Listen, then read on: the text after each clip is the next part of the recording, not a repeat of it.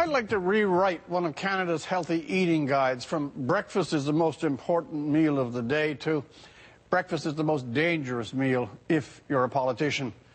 The juice is either too expensive or the damn cheese is cold. And anybody who's been stranded on a tarmac during de-icing knows you really shouldn't follow with camembert unless and until it is de-iced too. And served, this is really important, with unbroken cocktail crackers. Hollywood couldn't do a better promo, a better lead-up to the coming events of the Mike Duffy trial, and the Auditor General's report on Senate expenses then has been provided from out of the mouth of Toronto Senator Nancy Ruth.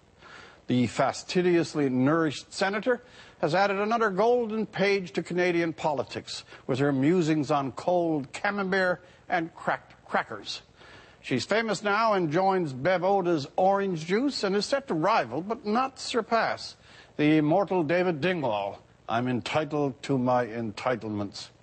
Nancy Ruth has earned her velvet chair from Twillingate to Thompson, from Prince George to Peggy's Cove. There's not a coffee shop or a down-at-heels deli not having an angry chuckle at her rebellion against an airline breakfast platter and her eagerness to have the taxpayers pick up the tab for the replacement.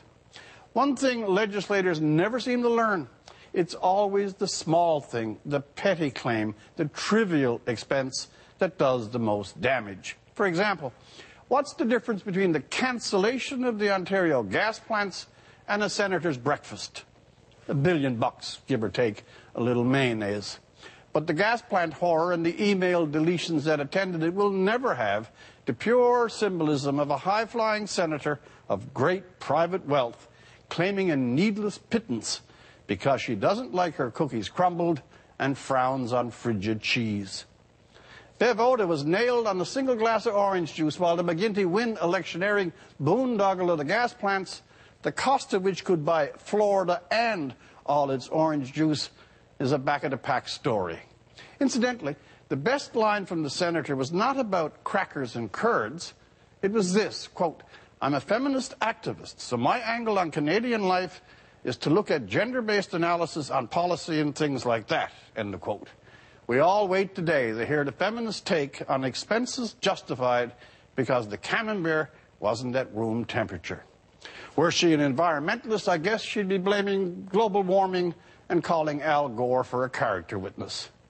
We leave it all now to the Canada Food Guide, warning breakfast is fatal to your political health.